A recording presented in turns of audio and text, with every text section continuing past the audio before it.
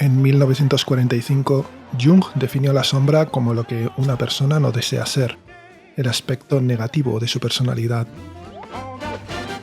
Algo similar a lo que Freud denominaba lo reprimido, pero con la diferencia de que ésta constituye una especie de subpersonalidad que posee sus propios contenidos, sean pensamientos, ideas, imágenes o juicios de valor autónomos. Esta sombra se desarrolla en todos nosotros de manera natural durante la infancia y aparece continuamente en nuestras payasadas. Ella es, efectivamente, la que ríe y se divierte.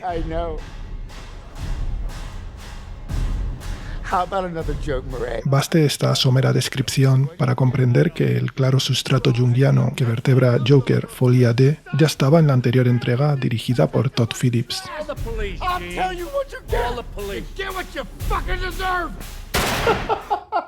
No en vano, los incontrolables ataques de risa histérica de su protagonista, Arthur Fleck, son un síntoma psicógeno, brotado de motivos inconscientes y no de un yo consciente.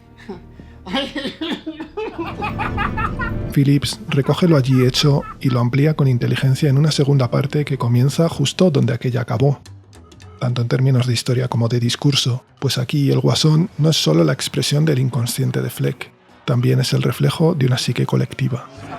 Batman no nos representa este Joker. En Joker, Todd Phillips y Scott Silver escribieron sobre la invisibilidad del débil en la sociedad moderna. Pero la incrustación del personaje en asuntos como la lucha de clases, la creación de un alter ego revolucionario y violento, la crítica ideológica a los ricos, o el diálogo entre la imagen mental y efectiva, empujó a la obra a una confusión muy en línea con la actualidad a la que se plegaba. El primer acierto de Joker Folia D reside precisamente en la forma en que Phillips aísla decisivamente la debilidad de Arthur Fleck, en cómo lo humaniza desde la enfermedad para colocarlo a la distancia justa tanto de un Joker convertido en sombra, en abstracción, como de una ruidosa sociedad devenida gran escenario estatal donde resultan indistinguibles las figuras del abogado y el doctor, el matón y el policía, o el enfermo y el psicópata. En este punto, la película le recordó a este espectador a Carlitos Way. Como en aquella, el personaje principal da tumbos por diversos espacios que son, en realidad, lugares propios de un violento universo donde la libertad es un imposible. Y, como en aquella, la figura de una mujer constituye el anhelo de esa soñada libertad. Pero si en la obra de De Palma el rostro y el cuerpo de Penelope Ann Miller conformaban un anhelo legítimo y bello, e incluso ingenuo, en la de Phillips, la figura de Lady Gaga adolece de una extraña corrupción que hace de esa promesa un turbio engaño. Ambas cintas, además, están atravesadas por un extraño tempo mortecino en sintonía con la muerte anticipada de sus protagonistas. Pero la implicación de la cantante en el asesinato de Arthur Fleck es decisiva. Ella no está enamorada de la persona, sino de su negativo, de su sombra. Lady Gaga es, efectivamente, una fan más, en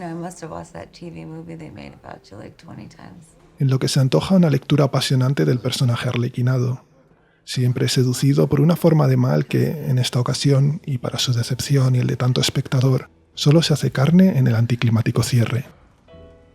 Sí, la aparición final de Joker se da al fin, pero es marginal y está fuera de foco, lo que demuestra que Todd Phillips no ha venido ni a claudicar de sus ideas ni a ponérselo fácil a una cinefilia demasiado acostumbrada a que la traten de forma infantil.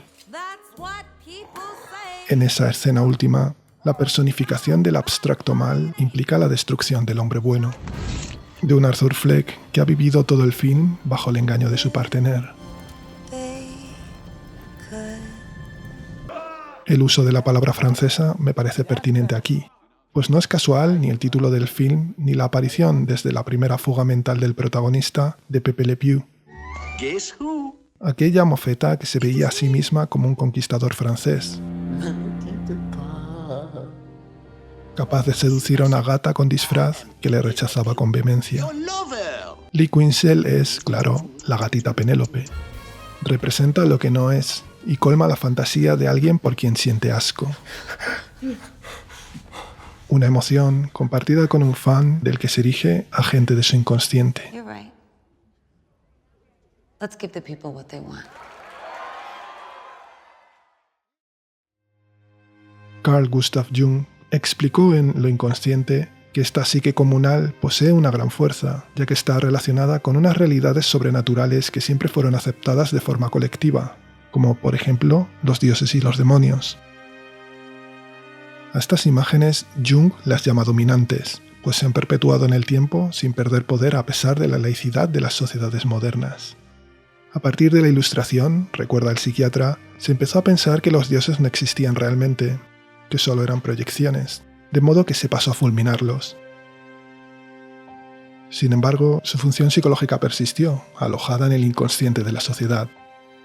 La depreciación y eliminación de un cometido fundamental en comunidad, tan potente como el religioso, implicó que toda la energía de esta función psicológica, que antes se desahogaba en el culto de las imágenes de los dioses, tuviera unas notables consecuencias para la psicología del individuo moderno, marcado inconscientemente y de manera extraordinaria por el influjo de una libido cuya violencia el médico suizo relacionó con la de las revoluciones.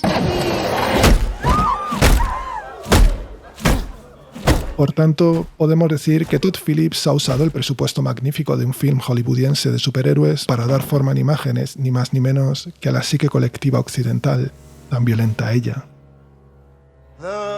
Tan violenta y fascinada, pues su naturaleza es mera proyección, sublimación absurda del Joker a un grado subjetivo.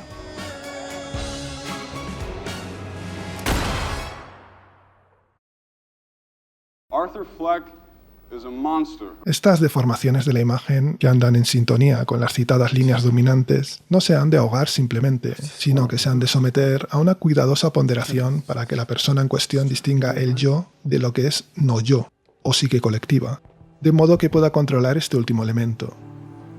Justo lo que hace Arthur Fleck hacia el final del film, para disgusto de Harley Quinn. Ella, como el resto de fans, no quería la certificación del yo de Arthur, sino la introyección de la psique colectiva, la sublimación de la sombra como divinización arrebatada y enfermiza, a una costa de la laceración moral del citado yo. Knock. Who's there?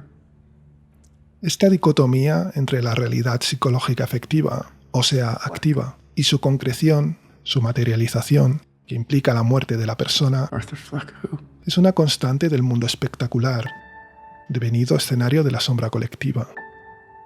Por eso el rostro de Fleck es permanentemente preso de un encuadre, y por eso el juzgado se revela como un plato de televisión, reflejo de aquel donde el protagonista conquistó su triste fama.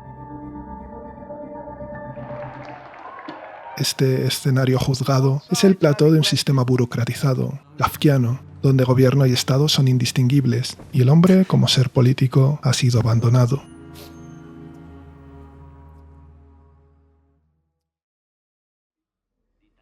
For once in my life.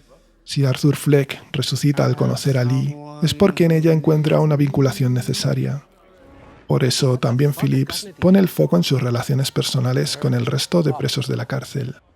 Un espacio, por lo demás, ligado con el miedo y la seguridad, centro de la antropología moderna, como recordaba en una intervención reciente el profesor Domingo González. El hombre con otros crece en su ser, en la antigüedad clásica, mientras que el hombre con otros decrece en su ser en la filosofía política moderna. De la cárcel al juzgado, del periodista al abogado, del fiscal al juez, Fleck vive esclavo de un ecosistema violento donde el infierno son los otros, donde el infierno es él.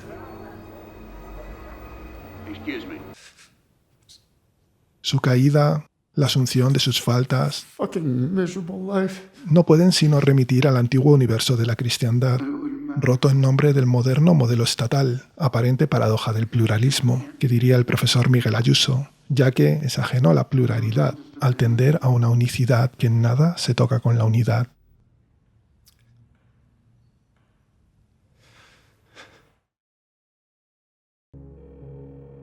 Escribía Javier Acevedo, hace no demasiado en una de sus magníficas cartas, sobre la diferencia entre el complejo de Peter Pan y el de Alicia. Allí decía que, mientras que el primero implica un escape consciente de una realidad más o menos claustrofóbica y alienígena, en la segunda el escape es involuntario. Jury's already come back with a verdict. Took less than an hour. Huir hacia lo maravilloso es huir porque se ha encontrado un oasis imaginario. I want you here. Huir hacia lo fantástico frecuentemente lleva a encontrar un subterfugio. I didn't want you to go. ¿Cuántas personas adultas languidecen en subterfugios y espacios liminales?, lamentaba Javier. If you go away on this sunny day, then you might as well.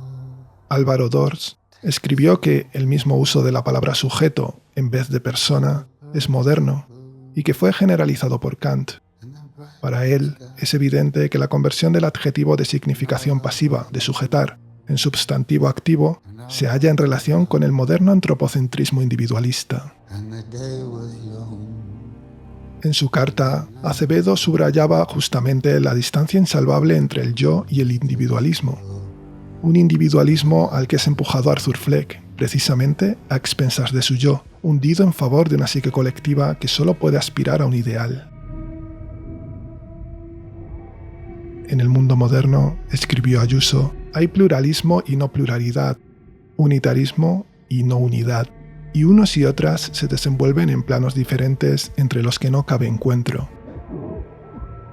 Son, respectivamente, los planos de la ideología y de la realidad.